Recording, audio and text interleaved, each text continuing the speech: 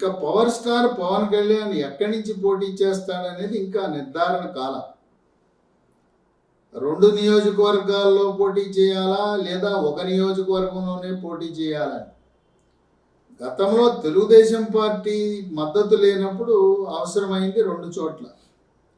ఇప్పుడు power star Pawan Kalyan Andhra Pradesh రాష్ట్రంలో Telugu Desam party మద్దతుతో పొత్తుతో ఎక్కడ నిలబడినా పోటీ చేస్తే గెలవడం తథ్యం.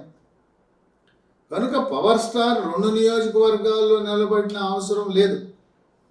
ఏ విధంగా చంద్రబాబు నాయుడు, నారా లోకేష్, బాలకృష్ణ ఒకే నియోజకవర్గానికి పరిమితం అవుతున్నారో పవర్ స్టార్ పవన్ కళ్యాణ్ కూడా ఒక నియోజకవర్గం చాలు. మళ్ళీ రెండిట్లో పోటీ చేస్తే ఏమంటారంటే విమర్శలు ఈ వైఎస్ఆర్సీపీ వాళ్ళు ఓడిపోతాననే భయంతో ఒక చోట కాకపోతే మరొక చోటైనా గెలుస్తామనే ఆలోచనతో పవర్ స్టార్ 2 చోట్ల పోటీ చేస్తున్నాడని విమర్శిస్తారు. పైగా 2 చోట్ల పోటీ చేస్తే 2 చోట్ల గెలుస్తాడు. ఆ విధంగా మళ్ళీ ఉప ఎన్నిక వచ్చే అవకాశం ఉంది. 2 చోట్ల పోటీ చేయడం ద్వారా ఒక జనసేన నాయకుడికి అవకాశం పోతుంది. అందువల్ల ప్రస్తుత పరిస్థితుల్లో జనసేన తెలుగుదేశం పార్టీ గెలుపు దిశగా అడుగులు వేస్తున్న తరుణంలో జనసేన అధినేత 2 చోట్ల పోటీ చేయవలసిన అవసరం లేదు. 2019లో గాజువాక, భీమవరం 2 చోట్ల ఓటమి చెందాడు. ఆ 2 నియోజకవర్గాల్లో ఒకదాన్ని ఎంపిక చేసుకుంటాడా, లేదు పిఠాపురం కాపులు అత్యధికంగా ఉండి జనసేన కంచుకోటలా ఉన్న పిఠాపురాన్ని ఎంపిక చేసుకుంటాడా, లేదు తిరుపతి తన అన్న చిరంజీవి విజయం సాధించి దేవుని పాదాల చెంత తిరుపతి నుంచి పోటీ చేస్తాడా.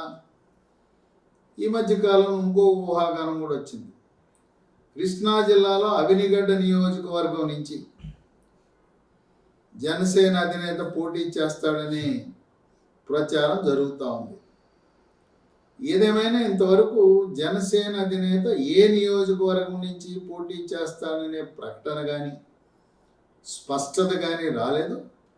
అయితే ఆయన కూడా ఎందుకు 2 అవసరమే ఉన్నది, ఒకటి సరిపోతుంది కదా, ఒక దాంట్లో డెఫినెట్గా తప్పకుండా గెలుస్తాం కనుక ఒక నియోజకవర్గానికే పరిమితం అవుతాడని జనసేన వర్గాల ద్వారా సమాచారం అందుబాటులోకి వస్తూ ఉంది.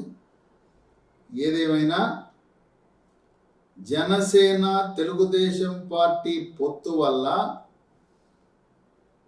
వైఎస్ఆర్సీపీ పార్టీలో ప్రకంపనలు మొదలైనవి.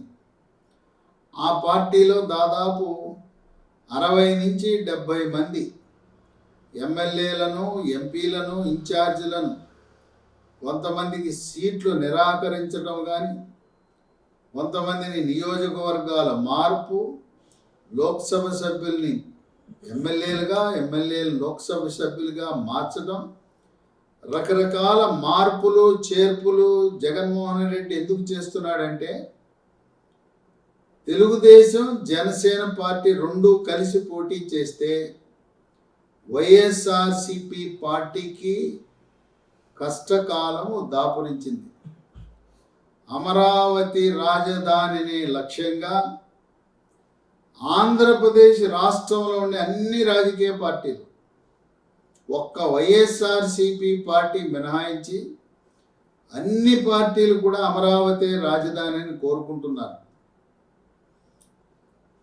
కేంద్రము మెడలు వంచి ప్రత్యేక హోదా తెస్తానన్న జగన్మోహన్ రెడ్డి కేంద్రం మెడలు వంచడం కాదు, ఈయనే కేంద్ర ప్రభుత్వం దగ్గర, ప్రధానమంత్రి మోదీ దగ్గర, అమిత్ షా దగ్గర మెడలు వంచి నమస్కరించి ఎప్పటికప్పుడు మా రాష్ట్రం ఆర్థిక సంక్షోభంలో ఉన్నది, నిధులు ఇవ్వండి అని తెచ్చుకుంటున్నాడు. నామకే వాస్తే నేను ప్రత్యేక హోదా అడుగుతున్నానని చెప్పటం కోసం వెళ్ళినప్పుడల్లా ఆయన వాళ్ళని అడుగుతాడో లేదో ఎవరికి తెలియదు. పత్రికలకు ఇచ్చే వార్తలో మాత్రం ప్రత్యేక హోదా గురించి ప్రస్తావించారనేది మాత్రం పత్రికలకు విడుదల చేస్తారు సమాచార శాఖ వారు. ఈ విధంగా ప్రత్యేక హోదా అని చెప్పి ఆంధ్రప్రదేశ్ ప్రజలను, ఓటర్లను నేను ప్రత్యేక హోదా కట్టుబడి ఉన్న ఛాంపియన్ అని చెప్పి దాన్ని పూర్తిగా మర్చిపోయి ఈరోజు అమరావతి రాజధాని మూడు ముక్కలాట ఆడుతూ మూడు రాజధానులు అని చెప్పి రాజధాని లేని రాష్ట్రంగా మార్చిన ఆంధ్రప్రదేశ్ ప్రజలు ఆగ్రహావేశాలతో ఉన్నారు. వాళ్ళ కోపాన్ని రేపు శాసనసభ, పార్లమెంట్ ఎన్నికల సందర్భంగా ఎలక్ట్రానిక్ ఓటింగ్ మెషిన్ బటన్ల మీద చూపించి వాళ్ళు మార్పు కోరుకుంటున్నారని చెప్పి విశ్లేషకులు భావిస్తున్నారు.